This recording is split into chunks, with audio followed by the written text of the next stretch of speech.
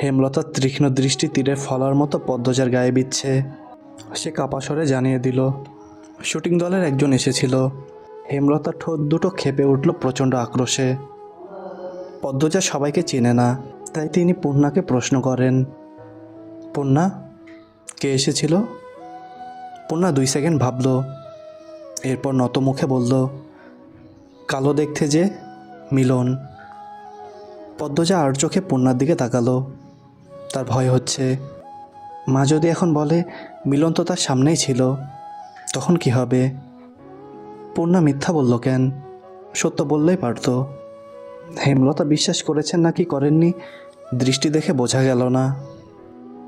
পূর্ণা মাথা নত করে অপরাধীর মতো দাঁড়িয়ে রইল। হেমলতা বারান্দা অবধি এসে আবার ঘুরে তাকালেন। মনটা খচখচ করছে। মনে হচ্ছে ঘাপলা আছে, নাকি তার সন্দেহ, মনের ভুল ভাবনা, কে জানে। রাতে পদ্মজা খেতে চাইল না। বিকেলের ঘটে যাওয়া ঘটনা তাকে ঘরে রেখেছে। চিঠিটা পড়তে বিন্দুমাত্র ইচ্ছা হচ্ছে না।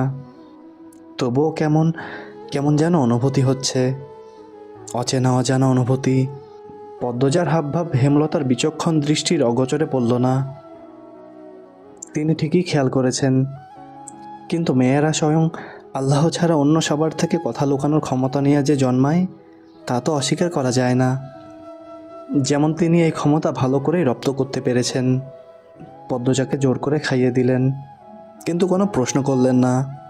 রাতের মধ্যভাগে মোর্শেদ হেমলতাকে জড়িয়ে ধরতে চাইলে হেমলতা এক ঝটকায় সরিয়ে দিলেন। চাপা স্বরে ক্রোধ নিয়ে বললেন, তোমার বাসন্তীর কি হয়েছে? সে কি তোমাকে ত্যাগ করেছে? সেদিন ফিরে এলে কেন? মোর্শেদ চমকালেন, অপ্রস্তুত হয়ে উঠলেন। হেমলতা বাসন্তীকে চিনল কী করে? এই নাম তার গোপন অধ্যায়।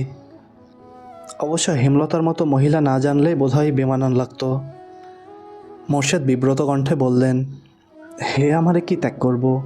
আমি হারে সাইরা দিছি। হেমলতা বাঁকা হাসলেন। অন্ধকারে তা নজরে এলো না মোর্শেদের। 20 বছরের সংসার এমন আচমকা ভেঙে গেল যে। হেমলতার কণ্ঠে ঠাট্টা স্পষ্ট। চাপা দীর্ঘশ্বাসটা গোপনে রয়ে গেল। মোর্শেদের শরীরের পশম দাঁড়িয়ে গেল।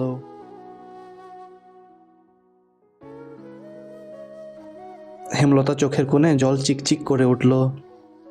তিনি চাদর গায়ে দিয়ে চলে যান বারান্দায়। রাতে বেশ ঠান্ডা পড়ে। মোর্শেদের কোনো কৈফিয়ত তিনি শুনতে চান না, তাই বারান্দার রুমে এসে বসেন। কতদিন পর রাতের আধারে বারান্দার রুমে তিনি। বিয়ের 1 বছর পরেই জানতে পারেন মোর্শেদ তাকে বিয়ে করার 6 মাস আগে বাসন্তী নামে এক অপরূপ সুন্দরী মেয়েকে বিয়ে করেছে। স্বামীর ঘর ছাড়া আর পথ ছিল না বলে এত বড় সত্য হজম করে নিতে হয়। বাসন্তীর মা বারোনারী, আর একজন বারোনারীর মেয়েকে সমাজ কিছুতেই মানবে না। মোর্শেদের বাবা মিয়াফর মোড়ল টাকার বিনিময়ে দেহ বিলিয়ে দেওয়া একজন বারোনারীর মেয়েকে ছেলে বউ হিসেবে মানতে আপত্তি করেন। ততদিনে মোর্শেদ বিয়ে করে নিয়েছে। সে খবর মিয়াফর মোড়ল পেলেন না। তিনি মোর্শেদের মন ফেরাতে শিক্ষিত এবং ঠান্ডা স্বভাবের হেমলতাকে বেছে নিলেন। কুরবান হলো হেমলতার। তখন কলেজে ওঠা 7 মাস চলছিল।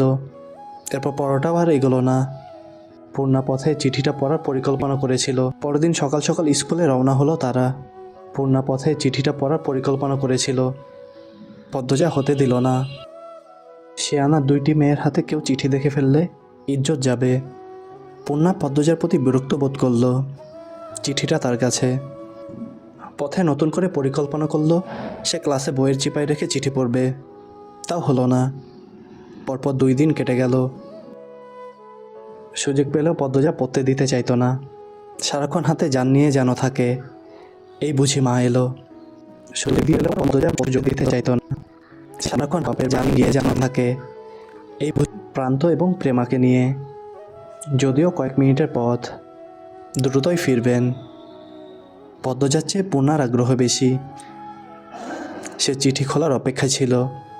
আজ খুলতে গিয়ে মনে হলো যার চিঠি তার খোলা উচিত এবং আগে তার পড়া উচিত। তাই পদ্মজার দিকে চিঠি বাড়িয়ে দিল। পদ্মজা চিঠি খুলতে দেরি করছিল বলে পূর্ণা তাড়া দিল, এই আপা খোল না, লজ্জা পাচ্ছ কেন? চিঠি এটা। পদ্মজা চিঠি খুলতে দেরি করছিল বলে চিঠি খোলার কথা বলেছি। পদ্মজা বলল, কী সব কথা পূর্ণা? আচ্ছা মাপ চাই, আর বলবো না। পদ্মজা ভাঁজ করা সাদা কাগজটা মেলে ধরল চোখের সামনে। প্রথমে বড় করে লেখা, প্রিয় পদ্মফুল। পূর্ণা পাশে এসে বসল। দুজনের মনোযোগ চিঠিতে। প্রিয় পদ্মফুল, আমি ভেবে উঠতে পারছি না কিভাবে কি বলবো। আজ চলে যাব ভাবতেই বুকে তোলপাড় চলছে। তার কারণ তুমি। যেদিন তোমাকে প্রথম দেখি থমকে গিয়েছিল নিঃশ্বাস, কণ্ঠনালী। এতটুকুও মিথ্যা বলিনি। সেদিন শুটিংয়ের সংলাপ বলতে গিয়ে ভুল করেছি বারবার। না চাইতেও বারবার চোখ ছুটে যাচ্ছিল লাহারি ঘরের দিকে। বুকে থাকা হৃৎপিণ্ডটায় শিষ্যের অনুভূতি শুরু হয় সে প্রথম দেখা থেকেই। প্রতিটা ক্ষণ গুনেছি তোমাকে দ্বিতীয়বার দেখার আশায়। দ্বিতীয়বার দেখা পাই যখন বেগুন নিতে আসো। সেদিন কথা বলার লোভ সামলাতে পারিনি। টমেটোর অজুহাতে শ্রাবণ করি পদ্মফুলের কণ্ঠ। মনে হচ্ছিল এমন রিনরিনের গলা স্বর আর শুনিনি। রাতের ঘুম আড়ি করে বসে। তোমায় প্রতিনিয়ত দেখার একমাত্র পন্থা তোমার স্কুল। সবার অগোচরে কতবার তোমার পিছু নিয়েছি। তুমি বোকা, ধরতে পারোনি একবারও। সুন্দরীরা বোকা হয়, আবার প্রমাণ হলো। এই রাগ করবে না, বোকা বলেছি বলে। অনেক উঁচু বংশ থেকে বিয়ের প্রস্তাব আমার মাঝে তুমি অনেক পর ফিরিয়ে দিয়েছেন। অনেক উঁচু বংশ থেকে বিয়ের প্রস্তাব এসেছে, তাও ফিরিয়ে দিয়েছেন। সেখানে আমি অতি সামান্য। তবুও সাহস করে তোমার বাবার কাছে বিয়ের প্রস্তাব দেই। পদ্মফুলটাকে যে আমার চাই, তিনি রাজি হননি। নায়কের সাথে আত্মীয়তা করবেন না। আর বললেন, তোমার অনেক পড়া বাকি, তোমার মা কিছুতেই রাজি হবেন না। আহত মনে দুপা পিছিয়ে আসি। ভেবেছি তোমার কলেজ পড়া শেষ হলে পরিবার নিয়ে বিয়ের প্রস্তাব নিয়ে আসব। তোমার মা সম্পর্কে যা জেনেছি, বুঝেছি তাতে এতটুকু বিশ্বাস আছে, তিনি নায়ক বলে আমাকে এড়াবেন না। তিনি বিচক্ষণ মস্তিষ্কের মানুষ। আমি তোমায় ভালোবাসি পদ্মফুল। ইতি, লিখন শাহ। পদ্মজার মিশ্র অনুভূতি হচ্ছে। পূর্ণা হাসছে।